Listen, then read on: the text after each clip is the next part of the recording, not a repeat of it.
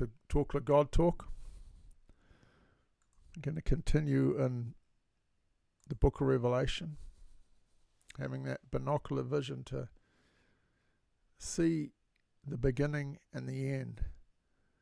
You know, Paul said that, I should have prepared some verses.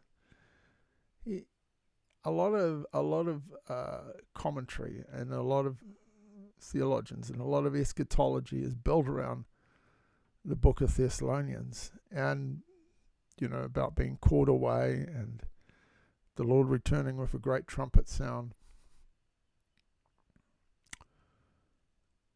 And all these things are going to happen, but a lot of this prophecy is not contextualized adequately in the time frames that God the Father predestinated from the beginning of time. And I'm going to pause it right there while I just get some verses together. Live again. Wow. Well, that was annoying. Couldn't figure that one out on my technology. But anyway, everyone knows the verse. But as the days of Noah were, so also will the coming of the Son of Man be. For as in the days before the flood, they were eating and drinking and marrying and given in marriage until the day that Noah entered the ark. This is from Matthew 24, verses 37, 38, 39. Now, the thing about the days of Noah, there's two important things just to bring up concerning the book of Revelation. Number one is that God made a promise to Noah. Everybody knows it. By the act of the rainbow, he made a promise that he will never destroy the earth again with a flood. Think about it. He will never destroy the earth again. He will never destroy the earth again with a flood. Think about that for a moment. Because some people think God's the one destroying the earth. But it's a little bit more complex by that. We ought to get a good take of what's going on when we're coming into these days, so that we can know for certain who is the one doing the destroying.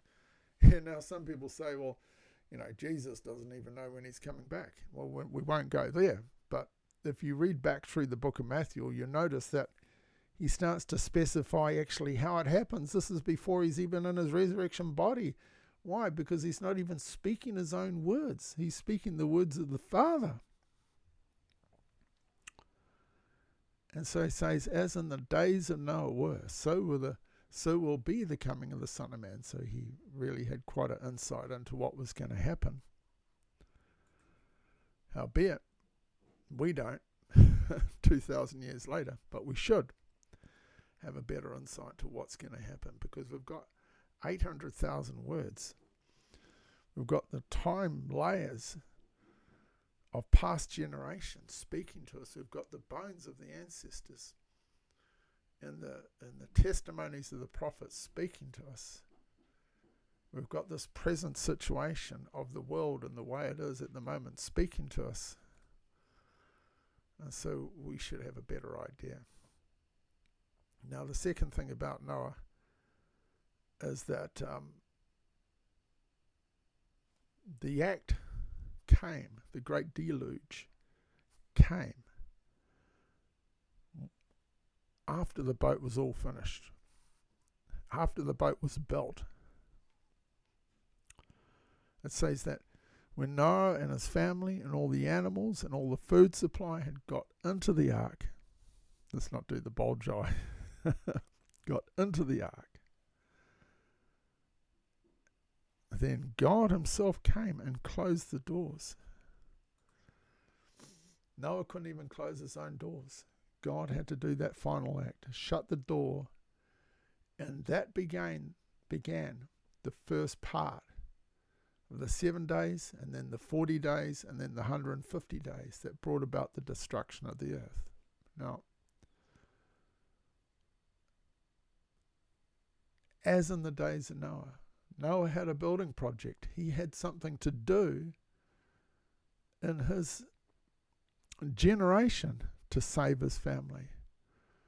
What has the Father given you to do? What has God been talking to you about? Are you diligent to build according to all the Lord has given you? And again, we're missing that camera. That's because of that one there.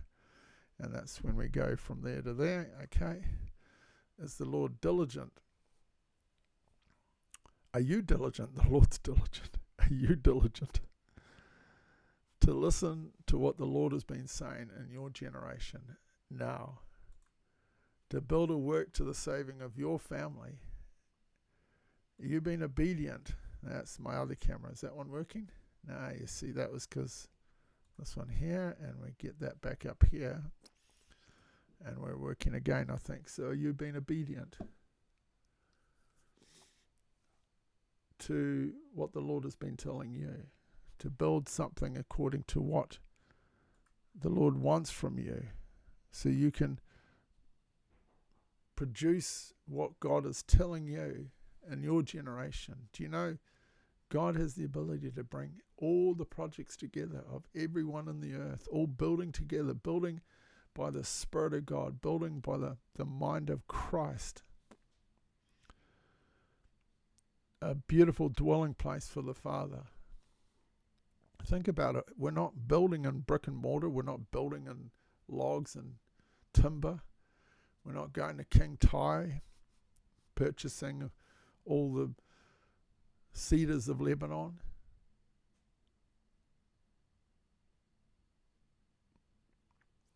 But we're building as a holy vessel for the Lord to dwell in. He prophesied this in Book of John 14:23, saying that I and my Father will come and dwell in you. That has been the promises actually from the ages of time, to dwell in us. And so the framework of the book of Revelation is built on a deep precept upon precept, concept upon concept, line upon line, here a little, there a little, from the Old Testament, from Genesis to Malachi, Isaiah, Psalms, Genesis. They're all prophesying about this time to come. And when we read the book of Revelation, we have to include all that, take all the journey of the past, and see how the Lord is bringing it into now and into the future. And so I've produced a small study to help unpackage all of this to the day and the time that we're living in now. So hit the like button, send me a message, and join with me while we search through all these wonderful truths from the book of Revelation and throughout the whole scripture on these wonderful times we're living in. Thank you.